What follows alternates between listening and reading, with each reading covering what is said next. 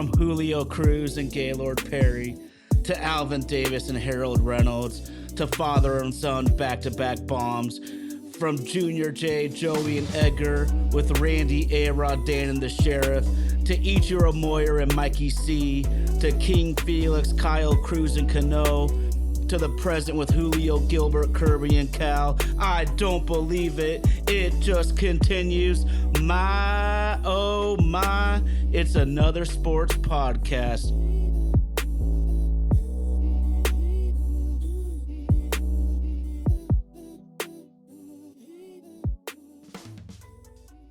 My, oh my, it's another sports podcast.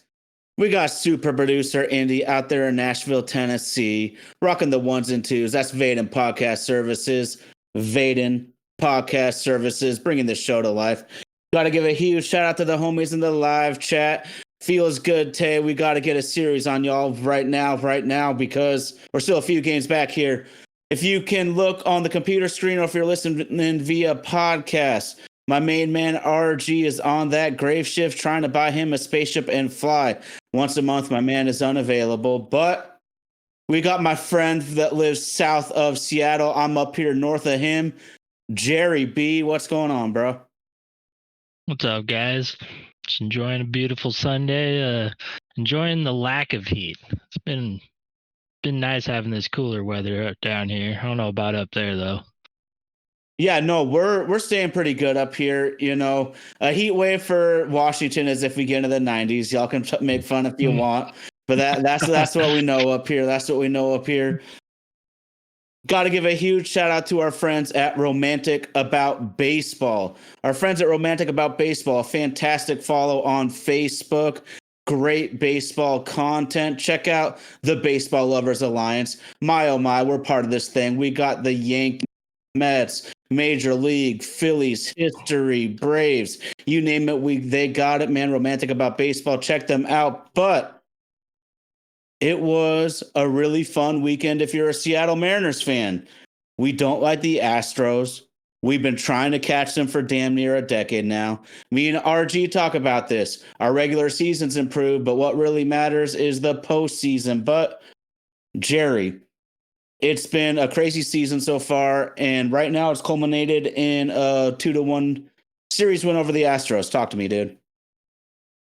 Yeah, I mean, can't complain when you're taking a series win, but it would have felt a lot better if we could have taken that one today and kept control in our own hands, because we only got one more series left with them. So we still are going to need some help if we want the division.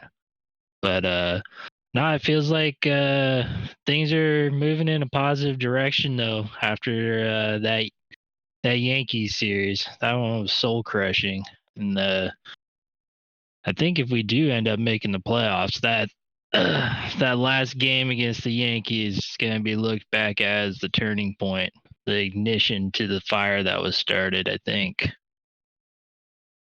So you're kind of talking about rising out of the ashes then. You have the low. Yeah. Brian Wu is attacking a no-hitter.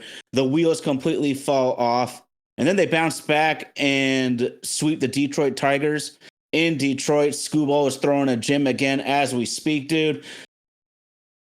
I know you're a former catcher. We are literally seeing one of the best seasons ever. Talk to me about your boy, Cal. Oh man, I'm loving every minute of it, especially after that home run derby. Man, this is a special season, and I couldn't be happier. I mean, honestly, like, might be cliche or whatever, but if the Mariners don't make the playoffs, I'm having so much fun watching Cal Raleigh do his thing. He's turned into a superstar, and I'm loving every moment of it. Oh hell yeah!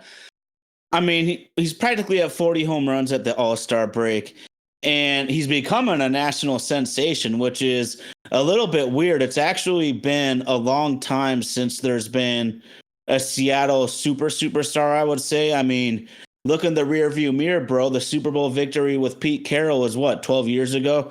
It's been a long time since there's been a star like Cal Raleigh from a Seattle sports team. Yeah, again, complete full national attention. I mean, he's everywhere now. I mean, I know Honey Bucket is more of a Northwest thing, but that's pretty awesome for him. And yeah, I just love how he's leaning into the big dumper. He's going all in on it. Every angle he's getting it from, he's taking it and riding it. I think it's very good for him. I think that's an attitude that probably helps him play good baseball too, because in the batter's box, that's a very mental thing for most of us. If we can just erase our minds, swing free and easy, we usually hit the ball well. But there's the other factor. My friends called it the Thai strikeout dance, and Cal being able to ride with whatever's coming with him, I think that really helps him and why he's such a great hitter this year, because you can't get too high, you can't get angry, you can't get too low. If you just are that consistent attitude, man, and it's showing on the field because he's an unstoppable force right now.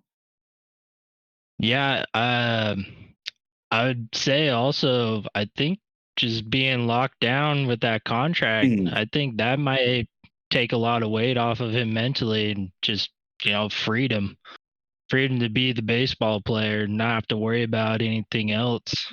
I think I heard Jeff Passan talking about that, and I definitely agree with that. I think the money plays has a lot of weight on athletes' mental throughout a season, even though they don't say it or try not to say it or try not to act like it.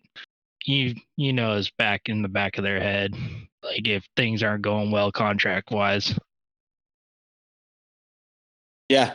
Yeah, absolutely. And you don't know how guys are going to react though either. I think that's a great point, because it seems like it does. It feels like Cal Raleigh's just playing baseball again. The business is over with. He's got more money than he can spend the rest of his life. That's got to be really good for him. But then I see some guys, like maybe a Julio Rodriguez, for example, is, in my view, he tries too hard sometimes. He's trying too hard to hit a 450-foot home run, and you never know how a guy's going to react when he gets paid big. I mean, we see lotto winners go broke all the time, and it's honestly pretty similar, because most people that make it in pro sports are either from a really poor financial background to probably a mid financial background. There's not a ton of billionaire sons, playing middle linebacker for the Seahawks here. So I just love it. I love that Cal's gotten so much attention, and it's not like that really matters, but you want to see guys get the respect they deserve, because unless their name's Aaron Judge, I don't know if anyone's playing better ball right now. Yeah, 100%. And yeah, I think you're right. I mean, I don't think Julio by any means is I don't even know what the word I'm trying to say is, but yes, he got paid. I think he is putting a lot of that of, like, he's trying to be the face of the team too much. And you're right. He's trying to hit that 5-run home run a lot, trying to put the team on his back. And hopefully Cal doing his thing is going to take some of that weight off of Julio. And it seems like he's getting back to himself. Like, especially his last month or so, he's starting to hit the ball over the fence again. He's starting to hit, or he's always been hitting it hard, but he's starting to get the ball up a little bit more instead of just hitting it hard on the ground somewhere. So I think this Cal success is going to be good all around for the whole team, because he's the most humble guy I think on our team, and he's the right man to have this attention and have this success. I think he's well balanced in the head to help the team out with all this success. Mm-hmm. And we were talking about the mental aspect of Cal helping out different players on the team right now. Tommy, we're not going to ignore Randy Arozarena anymore, because this is a great point you just made about Cal helping the team. A couple of weeks ago, the pitchers have kind of decided they're going to be ultra careful. They are going to be ultra careful to Cal. I don't know if he's going to hit more than 15 home runs the rest of the year, and that's not because he sucks. It's not because he's falling apart. I don't think he's going to get the pitches to hit. But Randy Arozarena has about like 10 home runs in 15 games, something of that nature, man. And so we've seen Julio hit 3 bombs in 3 straight games to finish the break. I believe on Sunday that was another 2 for 4, 2 for 5 for him. So we are seeing the guy in front of Cal and the guy behind Cal both heat up big time. If those two can provide offensive punch, they can slug it, they can rip it. Now Cal starts getting more pitches again. Now maybe we can bring in another bat or two. Jorge Polanco might be heating up. Dominic Canzone, bro. A revelation. I'm saying it every week now, but I honestly thought that he was a 4A player. I really didn't know if he was ever going to pop as a major league stud. But every time I look up, he's getting singles, doubles, and the occasional bomb. It's really fun right now with this team. I just want to see the pitching get back to where we know they can be, because at the end of the day, as happy as I've been with the lineup, it's more of from the perspective of I feel they're maybe overachieving a little bit. And I know that Randy, Julio, and Cal are all made men. They're all paid huge. But I mean, these other guys, I didn't expect Canzone. I don't expect Cole Young. I don't expect Ben Williamson, Garver, Rayleigh. I don't really expect a ton from them necessarily, but we're coming through. But talk to me, man. How much do you feel that we need the pitching staff to get to their full potential this year to really do things? We 100% need that. And honestly, it's not like it hasn't been there, but we just can't get everything to align at once. I was thinking about it the other day. It's like throwing a dart at a dartboard, like trying to get our hitting to line up with the pitching. It's like you have to hit that double bullseye right in the middle for it to be a good pitching day with good hitting. It's like if you're over here, it's great hitting, but our pitching is off, or we had a great starting pitching and then our bullpen falls apart type of thing. It's been weirdly inconsistent, and I don't know if it's just some going on like mentally between all the guys, but it seems like when one guy falls off, it's like domino effect, because last night it seemed like once Vargas came in, he was shaky like throughout his when he first came in, and then next thing you know, Gabe Spires getting hit, and just it seemed like a snowball effect. But yeah, no, we need the pitching to get more consistent. It has been nice that our hitting has been hitting better than expected this season. There's no way around that. We expected abysmal offense this year. And yeah, I mean, Randy's hot, Julio's getting hotter, Cal right in between them. Like it happened today where they didn't want to pitch to Cal, but that loaded the bases up for Randy. So, I mean, eventually he's going to get some pitches, and Randy's going to lean into one when he doesn't. And we just need some stars to line up, you know? Mm-hmm. It's funny how that works, man. Or I know you might agree with me. You just described my golf game. Every time I have 2 things working, 1 thing's broken. Yeah. And it just always looks like that's the Mariners right now, man. I'm looking at the live chat, dude, and Ginger, Fit, and Tommy want to replace Luke Rayleigh. And that might be the obvious option right now. And if we can get a Josh Naylor, if we can get a Ryan O'Hearn, if we can get a legit everyday type of bat at first base, now I'm fully confident to put Canzone as our permanent outfielder right now. He is earning that right. I mean, I know it's kind of insane, but guys that hit over 300 are extremely rare in today's era of baseball. And I'm not expecting that to last forever. But while it's here, I'm going to embrace it. And I honestly think Canzone's turned the corner, dude. I truly do. He is just having such better at bats. He's spraying the ball into the gaps. I just love what he's doing at the plate. And then you were referencing the bullpen. The live chat is referencing the bullpen. I want to go out and get an Emmanuel Class A, or can we get a Miller finally from the A's? I've always wanted a Roldis Chapman. I've always wanted him, but the Red Sox are now tied for the last wild card spot. In fact, they're tied with the Mariners right now for the second and third spots.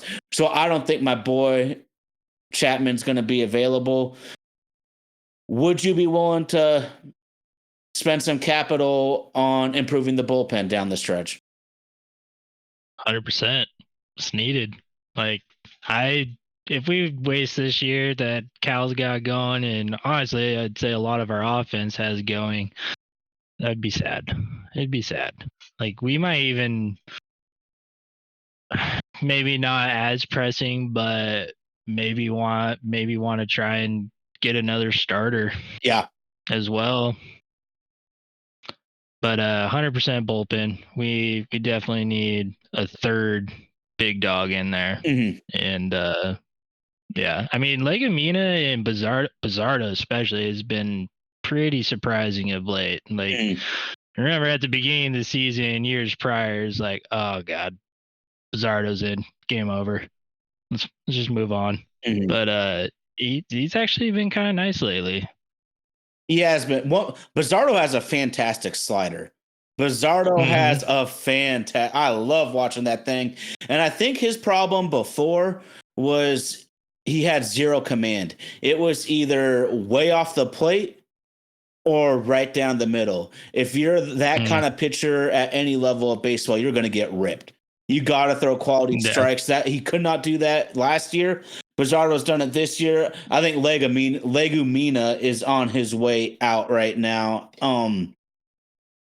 Bryce Miller apparently is trying to rehab back into the swing of things. So I agree with all of your wants and needs at the deadline, Jerry. So my question to you then is, I don't think the Mariners are going to, or should they necessarily address all their needs. So if we need one more starter, if we need some elite bullpen help, and we need some hitting, out of those three categories, which are the two that you would prioritize?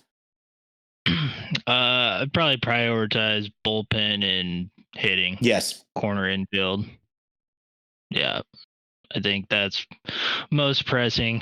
I mean, we still got Hancock if we need to bring him back up, or if we want to give him another shot. I do like Evans. Evans has been pretty nice this year. So I have no problem there. It'd be more depth, more veteran leadership as far as starting pitchers go, but for sure the bullpen needs the help, and be nice to have an extra either power bat, and I love the idea of a Geno Naylor package. I think that'd be prime time for us. Yeah, absolutely. And every day that Arizona falls further back in the NL West, I get very happy, man. I hope they just free fall right now. And to me, they're not going to be able to pass the Dodgers, the Padres, and the Giants. I mean, that is just a brutal division. They have both those players aren't expiring contracts. The Mariners don't like trading for those kind of dudes. I don't give a shit, man. Yeah, I'd say this is the year to do it. I mean, we got the farm system. It's time, and I think that is something they could do, because I've heard that when Cal was doing his contract talks, like, he sat down with Jerry and Justin and sat there for a good 3 hours or so talking with them about the future of the team and what their plan was and going for championships and whatnot. So maybe that's not true, but if it is, I feel like they had to have sold him in order to get him to sign here. So here's wishful thinking, I guess. taking a breadcrumb, trying to turn it into a cookie. Yeah, for real. Tyson Baxter's asking what's going on with Logan Gilbert. The Mariners have had injury problems this year, and when you have your starting pitchers battling arm injuries, it's really hard to get yourself right in season, because even when you come back, you're still building yourself back up. You can do all of the 100% effort bullpen practice sessions you want to, but there's nothing like the real live bullets of a baseball game. These guys are up there trying to do damage at every possible turn. And so I believe that our guys like Logan and George Kirby can make it back to form. I do believe they can, but it shouldn't necessarily be shocking if we don't see the best of them this year.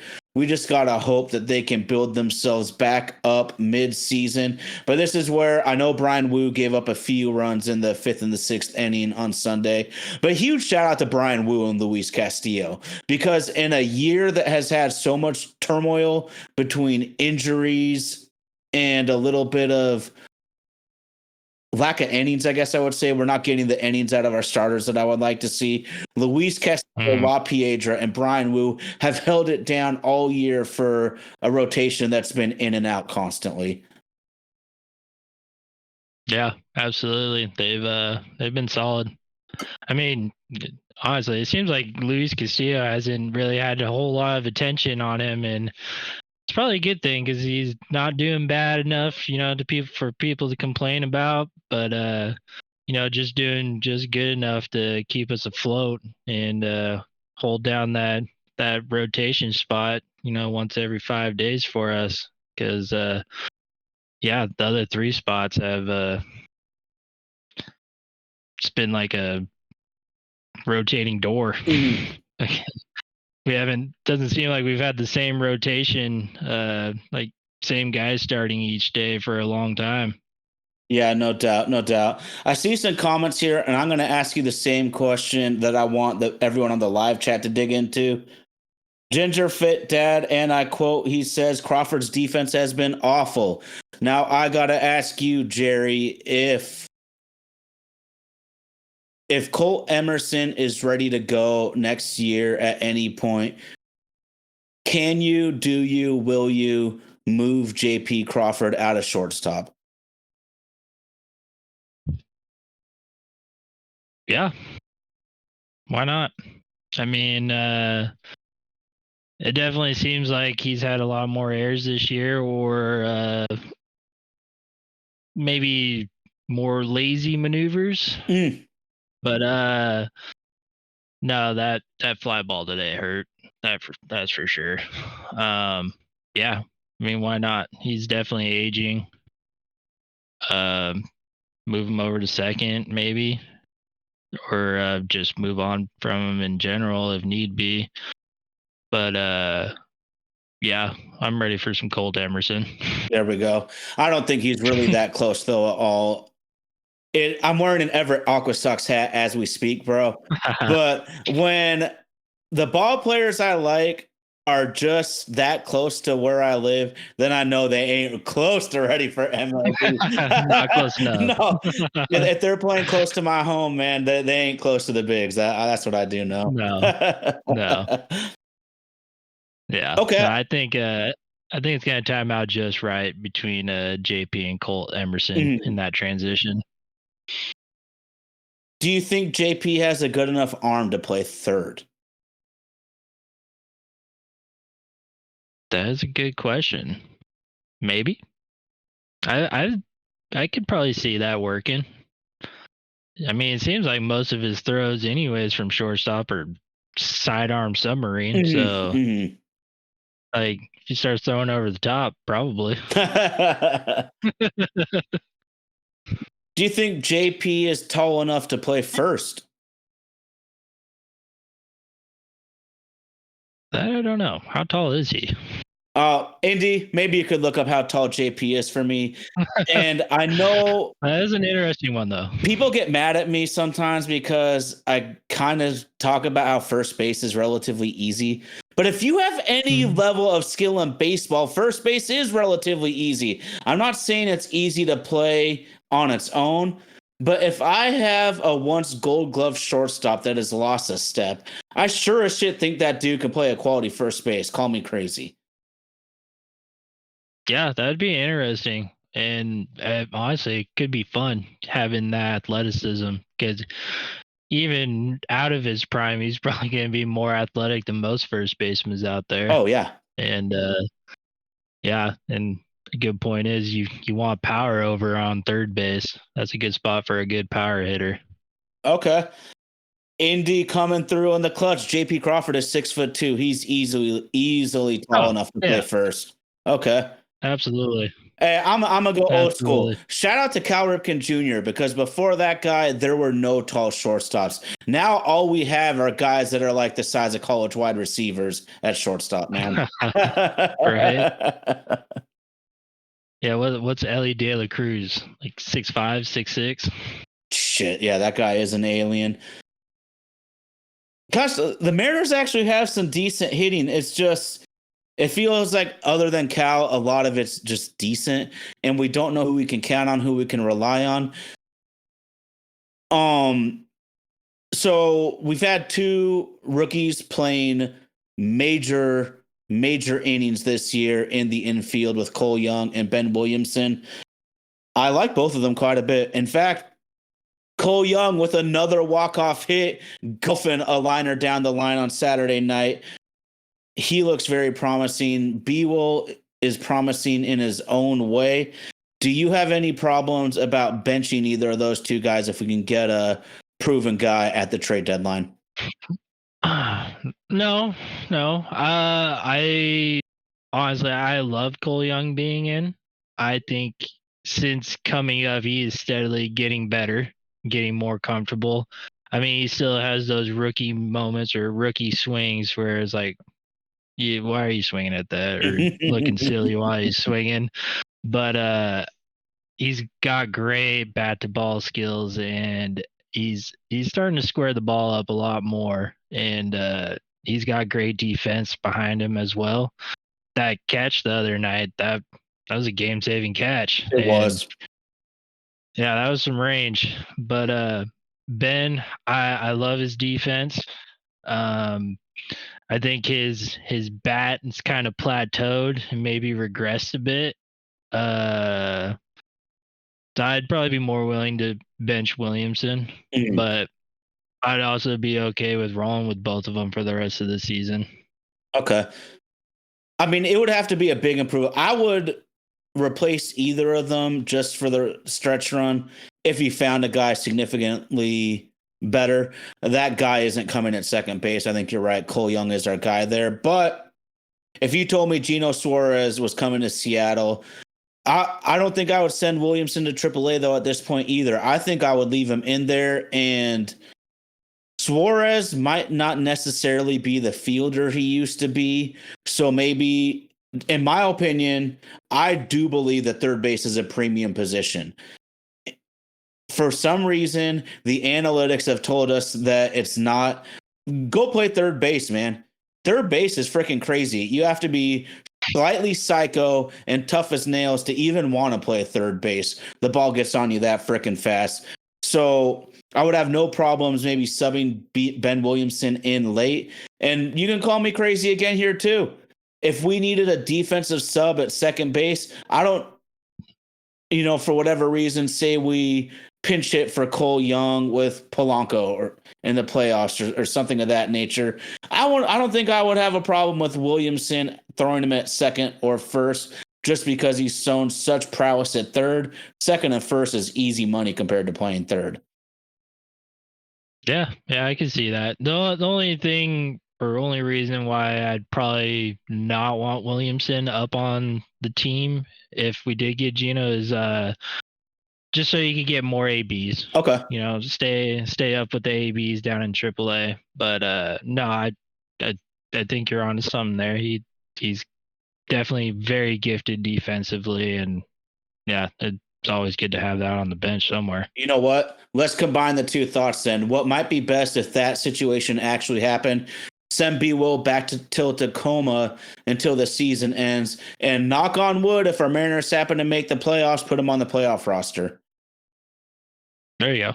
Yeah, I like that. Because I think that defense, if the Mariners somehow made the playoffs, that defense he provides at third could be game-saving type of shit late in the game. Difference between going home or advancing. Yeah, absolutely. Shit, man.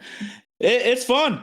This is really fun, man. You know, if you've been a Mariners fan a long time like us, you've seen a lot of lean years. You've had a lot of summer days where I've given up on the team and it's not even the 4th of July. So, although the last few years have been fun, Jerry, you talk to me, man. Let's push it in. Let's actually try to make the playoffs this year, man. We've come so close, but just missing it. Do you think we should try to make some serious trades? Not the minor. Should we try to make a serious trade at this deadline? Yeah, 100%. I'm ready. Let's do it. I'm tired of it coming down to the last week of the season, last series of the season, missing it by one game and a half or whatever. Let's make a few moves, you know. Let's get that Geno Naylor trade, get ourselves a bullpen piece or two, and let's go for the win. If we could acquire Naylor, Geno, and a legit 7th, 8th inning type of dude at the deadline, I think this team could actually try to make a run at the World Series. I agree. Absolutely. I don't think we're too far off. We just need some consistency and just that push. I mean, those moves alone is going to boost morale around the clubhouse. It's going to show that they're going in for it, motivate the guys. But that could really lengthen up this lineup. Okay, this is what I wanted to look at, man. So far this year, we only have 12 starts from Logan Gilbert. We only have 10 starts from George Kirby. If you told me that we would be in mid-July, dude, what is it? July 20th. We're past mid-July. If you told me we'd be 10 days from August and we'd only get 22 starts from Logan Gilbert and George Kirby, I would have tell you that the ship is sinking. And instead of sinking, we're right there knocking on the door trying to make the playoffs. God damn it. Houston's pissing me off, though, dude. I can't lie. I'm looking at this team, man. How do they do it? They lose superstars and keep winning. They are literally competing for best record in all of baseball. Their entire starting team is out. They have like 14 guys on IL. They lose Bregman. They lose Kyle Tucker on top of Springer and Correa in the past years. It's just driving me nuts. And then to top it off, bro, I see that they're so injured. They have Taylor Trammell and Cooper Hummel. I mean, those guys are Mariners cast-offs. Mm-hmm. And they're actually producing for the Astros, helping them win some games. Yeah, I don't get it, man. It's I guess after tanking for so long and building up that team, it's just in their DNA now. They were reborn. That franchise is annoying, to say the least. So I want to get after their ass, man. To be the man, you gotta beat the man. Right. That's why I was hoping for so much today to get that sweep and, you know, keep some control in our hands with only one series left. Yeah. But nope. Still gonna need a little help while keeping pace with them. So that's right. It's still within reach, but need some help. Shit. And y'all know the hottest team in baseball is coming to Seattle right now. The Milwaukee Brewers for 3 games. We're talking about electric pitching matchups. MLB Network on Tuesday night. The MLB Network game of the night with LG, the OG, and the Miz. Get 2 runs. You're probably winning that one. Milwaukee Brewers, hottest team in baseball. So the middle the middle market team can survive. I'm going to say that. And this is why I want the Mariners to really get after this thing, because I feel, and rightfully so, we trash ownership a lot. I do feel that they should spend more, but the Mariners are still 16th in payroll, dude. It's not like we're one of the sisters of the poor out here. This is a legit middle class team that we spend more than the Tigers. We know how they're doing this year. So let's make some moves and really try to make the goddamn playoffs this year, man. Yeah, absolutely. And I would not be disappointed in Ryan O'Hearn if we went for him. So, yeah. Yeah, no doubt. I'm good with that one. No matter Honestly, how. if we can't get Gino, O'Hearn could probably be my next option over Naylor, I would say. But if we get Gino and Naylor, that's what I would prefer. I agree too. You know, me and RG talked about Ronald Acuna Jr. a bunch, but every day that passes, I think to myself, that's bullshit. Like, because if I'm the Atlanta Braves front office, why on earth am I trading him? Until I see it happen, I'm not gonna, because when he's healthy, he's an MVP quality player at a very reasonable number. $17 million per year is a lot to us normal people, but for an MVP in Major League Baseball, that ain't shit. I would, if I'm the Braves, I don't know how I could possibly trade that guy, but we've seen crazier shit happen before, so maybe I can dream on a little bit. But I do agree that the Naylors, the O'Hearns, the Suarez's of the world, those are probably more likely. And let's be honest, this is Jerry Dipoto in the Mariners front office. Even when they make a great trade, you don't see it. No one, Randy Arozarena was on nobody's trade rumor this time last year, so maybe they can pull a rabbit out of the hat again like that. Yeah, definitely. Yeah, I'm gonna hope for a bunch of stuff, but I'm probably not gonna speculate too much on what actually is gonna happen. I'm just gonna wait for the closing date of the trade deadline for yeah. Yeah. Jerry likes to get wild. He likes to work in the dark. So we'll just wait and see. Well, if I listen closely, Jerry, I can hear the pads popping off in the distance. Training camp in the NFL starts in a couple of days. Our favorite team, the Seattle Seahawks, faced a bunch of turnover this offseason. Tell me anything you want. Oh, big news. Starting tight end Noah Fant cut earlier today, saving over $8 million against the cap. The Seattle Seahawks are now at about $36 million of cap space right now. Whatever that means, they might just be saving money, Jerry. Talk to me about our favorite pro football team. Yeah, that's wild. Yeah, actually, I was kind of looking at like what the projected 53-man roster was going to be this year. And I don't think I realized how much turnover there really was going on this off season. It's gonna feel like a different team, really. I mean, defense is mostly the same, but that was probably our bright spot last year was our defense, and so adding Eman Wari to it is only gonna make it better. And I'm excited. Hopefully, full season at Ernest Jones. I think that's going to be great. And then year 3 of McDonald Miller. Of McDonald. But yeah, I'm excited to see this defense, and I'm hoping this offense just turns into a running juggernaut. But yeah, I'm excited. The Noah Fant, that was crazy though. I was not expecting that one, but maybe they just have really high hopes for Elijah Arroyo. Well, in terms of the tight ends, man, Elijah Arroyo, he has some speed and some receiver-like qualities that I don't know if this franchise has ever seen out of a tight end.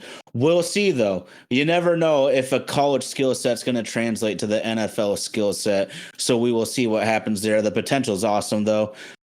AJ Barner from last year, the rookie out of Michigan, I really liked him. I thought that what we saw out of him, he could be a solid starting tight end. So we have him in the fold. And I don't know if you've seen these pictures.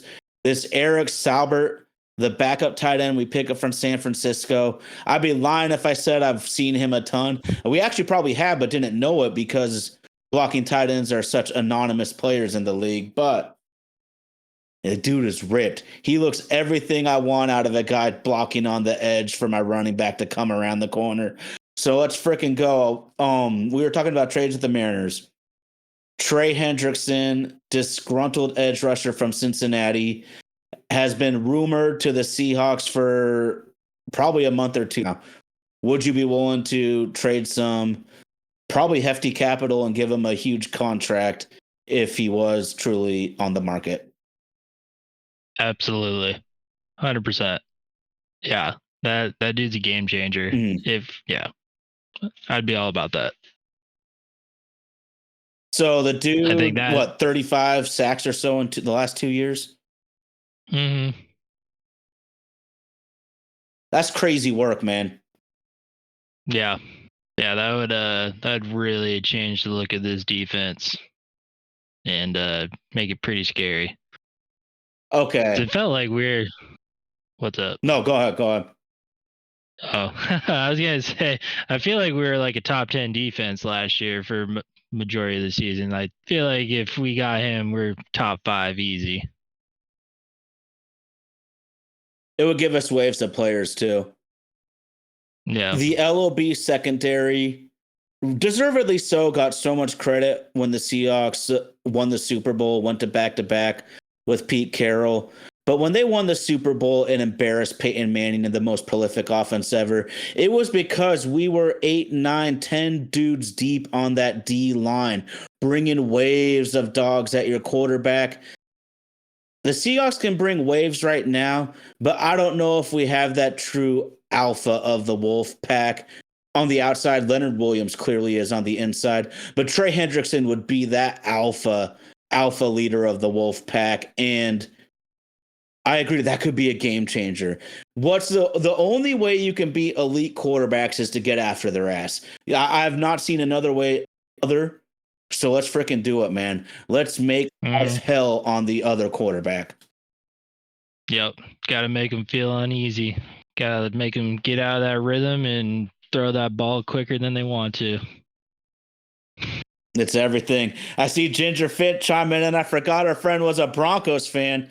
The anonymous top defense. Raise your hand if you can name 5 players on that defense. Even the biggest fans probably can't. It shows you what a team sport football is, though. Yeah, that's a good point. I know Patrick Surtain. That's it, though. But that's the thing with defense, though. If you are fast, physical, and hungry, you can do a lot of good things. Yeah, I know. I like their defense for fantasy football last year. Okay, so I got a quick question then. So to me, the Seahawks really transformed how they're going to spend their money, what they want their identity to be. The last couple of years, the highest paid players on the team were 2 wide receivers and 2 safeties. It feels like we're reallocating a ton of funds back into the trenches. How does it make you feel? I mean, don't get me wrong. DK and Tyler and Gino, especially Tyler, he's just a franchise stalwart, but they all did good things for the team. But I'm really happy that the identities changed, because no matter how much the rules change, the game still won at the line of scrimmage. Yeah, no, I completely agree. I'm happy that the focus is going to the line of scrimmage. Is these high draft picks are going towards the line on both sides. Our offensive philosophy is going back to the ground game with Kubiak. Yeah, Tyler Hurt. Just you can't ask for a better dude as far as team player, community guy, all that. He was just a great person. But getting old. That's the problem with football. Age catches up with you quick, and I think changing to Mike McDonald and all the new crew it's time for him to write his own story with his own team. And I think DK, Tyler, and Gino going away is just necessary. Not that anyone wanted it. I mean, I'm not terribly upset about DK, but I just think there are necessary moves. Well, it's a strict salary cap league, so no matter how you slice it, a team has to rob Peter to pay Paul, and that's what we did here. Leonard Williams or Tyler Lockett. That's not a hard one. Hard one. Charles Cross is about to break the bank. No offense, but I need my left tackle more than a receiver. But call me crazy. Maybe it's just because my favorite Seahawk ever is Walter Jones. But I need my freaking and look at the Seahawks after the 2 straight Super Bowls under Pete Carroll. They went 2 or 3 years until they were able to trade for Dwayne Brown. Those were underachieving seasons as a whole, and it's all because they could not protect the quarterback. And if you can at least have the most important position of those locked down, now you can help. Okay, so maybe you have a fantastic defensive tackle. Well, we're going to double team his ass with our center and guard. I have to know I can leave my left tackle out there with those elite edge guys and feel good about it. I feel so good about Charles Cross. Okay. I got a question for you. Let's play a quick little game here about Seahawks fans. Chime in if y'all want to. Please do on the live chat. I know there's a lot of Hawks fans here. So the draft class that was the first one that included picks from the Russell Wilson trade. This is a fantastic class, but we know you can't re-sign everyone. Yes or no on re-signing Charles Cross? Yes. Yes or no on Boye Mafe? Yes. Ken Walker?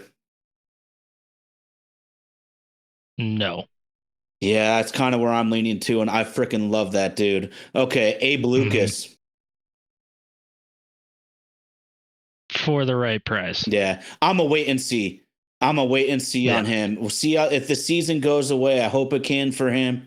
Then we can look at it. But clearly, his knee problems got to scare a team shitless about breaking the bank for him. Yeah, absolutely. When he's healthy, he's a machine. But the best ability in football is availability. Okay. Re-sign or not Kobe Bryant? Yeah, I think so. Here's another great one. Tariq Woolen. As long as it's not, top dollar, I like Reek Woolen. But it seems like he had a little attitude, mental something or other going on last year. So maybe if you fix that, yeah, I like Woolen though. Would you be willing to pay huge contracts to 2 cornerbacks? Yeah, that'd probably be hard. I'd definitely rather Witherspoon over Woolen. There, you read my. There's a true Seahawks fan. I didn't even need to ask you. You knew exactly where my mind was saying. But that's kind of where we're at right now, though, and it's a good problem to have. The shitty teams in the league are always signing other people's free agents because they draft and develop at such a crappy level that they don't have this coming up. And I'm looking. I want to re-sign Ken Walker. I want to re-sign Tariq Woolen. I think in the business of the NFL, we probably need to let both those guys go because Cross, absolutely. Abe Lucas is a huge maybe. If he plays up to where we have seen him play his rookie year, if he can be that player again, it's a no-brainer. The crazy thing is, offensive tackle is so important, and there's so few men on the planet who can perform that job admirably. I think even on a crappy knee, another team will take a huge swing at Abe. Yeah, probably. I mean, the games he is in, it's an upgrade over majority of the players that you're gonna have in there. But yeah, it's just a gamble on how many games he's gonna play that season. Mm-hmm. God, Mariners Lifer has some good nuggets there about the coverage metrics, and I always forgot that Indy, I think, was the one that had to remind me all year. It's really hard to tackle when your shoulder's fucked up. So I actually might put that on the coaching staff then, to a certain extent, because as a player, you want to play. You want to play. I'm going to play. The coaches have to tell you, I'm sorry, your injury is prohibiting you to perform well enough at your position to have you out there. It's a huge year, though, because if Tariq Woolen and Abe Lucas could both go either way, they could be like a 1 or 2 year kind of minimal contract the way they play this year. Or if both those guys kind of revert to what we saw in their rookie seasons, those two could be getting paid. So if you're a Seahawks fan, it's never a bad thing to have some hungry dogs looking for a huge payday. Yeah, absolutely. No, I think this is gonna be a fun year. Yeah. I think I think good things are gonna happen. I just wanted to point out to the Gray Zabel draft pick.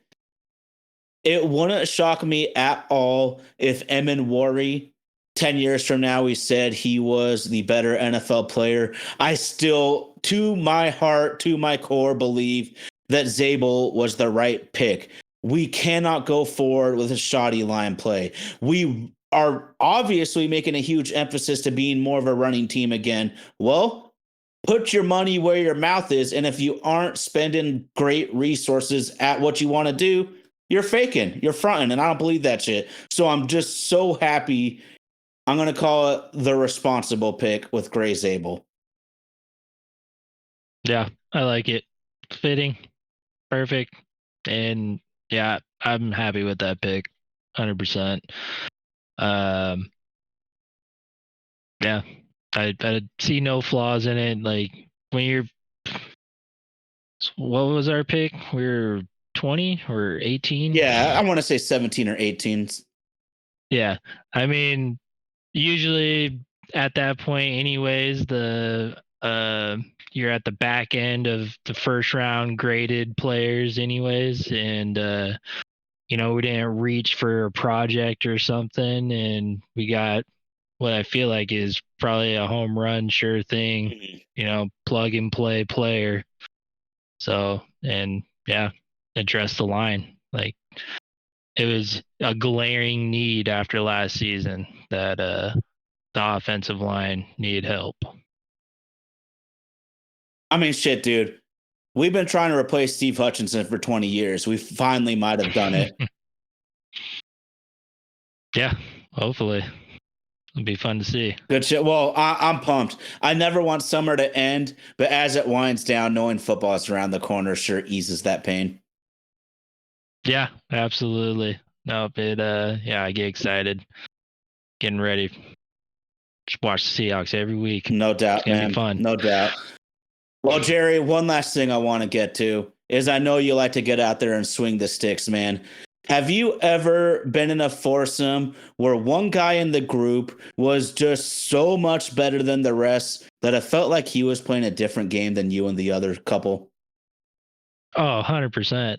Yeah. No, because I go, a lot of people from my work golf together and we do like, 3 or 4 foursomes all at once, and we just rotate who's with who. And this one guy that I work with, he's a scratch golfer, and whenever I play with him, I feel stupid. Like, I think I have this well thought out plan on, how I'm gonna lay up or whatever, and then he just steps up and he's on the green in 2 shots, and I'm just like, yeah, you go do your thing. I'm gonna go over here, look for my ball in the trees real quick, and don't mind where I drop it. The reason I bring that up, man, because this weekend at the Open out there in Northern Ireland, Scotty Scheffler made the rest of the PGA field feel like us, where there's that one guy that's playing a different game than the rest. Scotty Scheffler dominates the field. I believe he won by 4 strokes at 17 under, but the 4 strokes doesn't really tell the story. I woke up early this morning and thought I was going to watch quite a bit of it. I honestly didn't, because it was decided before the round even began. Did you happen to catch any of it? No, I didn't catch any of it. I was gonna catch the highlights or whatever later today, but yeah, it sounded like he put on a clinic, and it sounds like this whole year he's been putting on a clinic. He's having a year. I just don't see any weaknesses, which is crazy. Even at the highest level, you see guys that, maybe they're not the best at chipping. Maybe the putts aren't falling. It feels like Scotty is just an A player in every category you can think of. And to top it off, this motherfucker, the way he slides his back right foot around is something that no one else on planet Earth should do. This guy's like the Reggie Miller of golfers, man. His form is all jacked up. No one should ever do it, but he's still out here dominating, kicking ass, and taking names. So I just wanted to say congratulations, Scotty Scheffler. You make the game look easy, while guys like me think that they're so good. The last time I was out, I parred the very first hole and did not put one down the rest of the round. So. That's what you did wrong. You're not supposed to par the first one.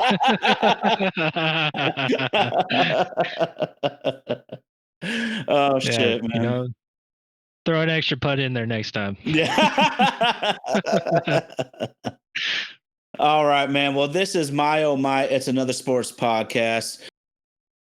My boy RG is always Texas Power was. Well, we're gonna pause for 1 second. My best round ever is an 88, bro. Every round I've played this summer, I've been in the 90s, and there's some holes where I look like a really pretty good golfer, and there's other holes where I get a triple before I can even blink.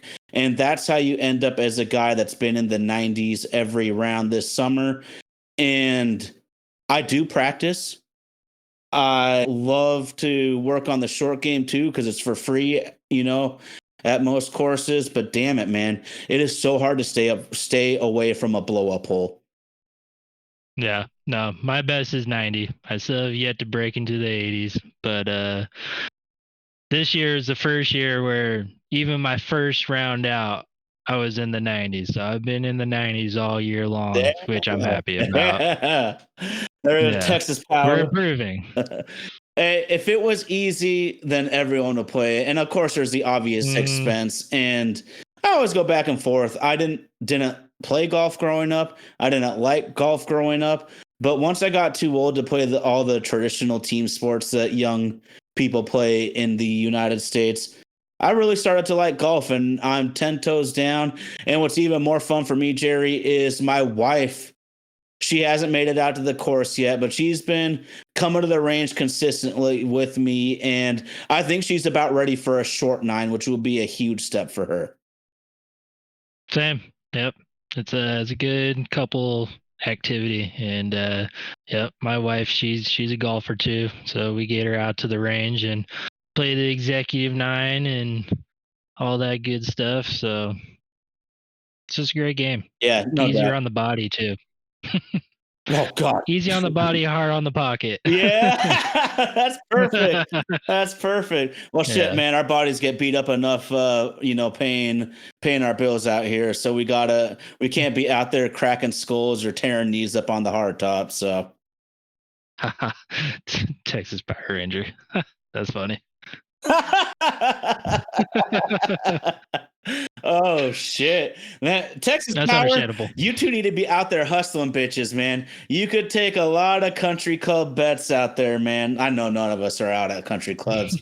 That's just the expression, but Man, just have her tow a couple. Just purposely tow a couple directly 90 degrees to the other fairway. And then the money's not the line, dude. You too could hustle the hell out of some dudes. Well, good shit, man. Like we were about to get into, RG always wants to uh, take care of our condolences, because the older I get, the more I realize how precious life is. When you're a young man, when you're a teen, even when you don't think about that. You think you're going to live forever. So, longtime Mariners batting coach Lee Elia, elite hitting coach. He was Edgar's favorite teacher. He was the hitting coach behind elite lineups, Hall of Fame players, all-stars, and other good hitters. He was Lou Pinella's right-hand man. Lee Elia passes away at 87. Our condolences to his family. And thank you for all you did. You were the hitting coach for probably the most fun era of Mariners baseball. And when I talk about that, Jerry, the 90s with Griffey and Edgar, you got the 2000s with Ichiro, Edgar, Olerud, the best lineups in Mariners history, this man was in charge of. That's awesome. Yeah, he must have lived a great life. Let's cherish it. Hopefully, rest in peace. Man, if I live to 87, I don't want anyone crying for me. I want people just saying how fortunate he was to have such a long life. So celebration of life towards Lee Elia. Then on the really sad news, though, we have to acknowledge Ole Miss D lineman Corey Adams passes away in a shooting at only 18 years old. This young man had so much promise in his future. Our deepest condolences to the Adams family. And things can get heated, things can get crazy. Just if you're in a position to do so, just really cherish your loved ones. You never know when the time is up for anybody. It happens to young people all the time. So our deepest condolences to the Adams family. And I just want to give a huge shout out to my main man, RG, because he is the one who always brings up that we got to pay our respects to the people that leave us. And I'm just trying to carry on his tradition. Nah, it's awesome. Well, my man, Jerry, Seattle sports, golfing in the summer. It's just so nice out here. We get our few months of glory, and we are at it right now. Anything you want to say to the people? Let's just hope for the best for this trade deadline, and go Mariners and go Hawks. Let's do it, baby. Got to give a huge shout out to our friends at Romantic About Baseball. Check them out on Facebook. That's the Baseball Lovers Alliance. Just a fantastic group of podcasts, romantic about baseball. But the main magician, our super producer, Andy, out there in Nashville, Tennessee, Vaden Podcast Services, holding it down for us on My Oh My. Huge shout out to the live chat. Huge shout out to my man, JerryB. The biggest shout out to my main man, RG. We'll be with you next week. My oh my, it's another sports podcast. Get at us, people.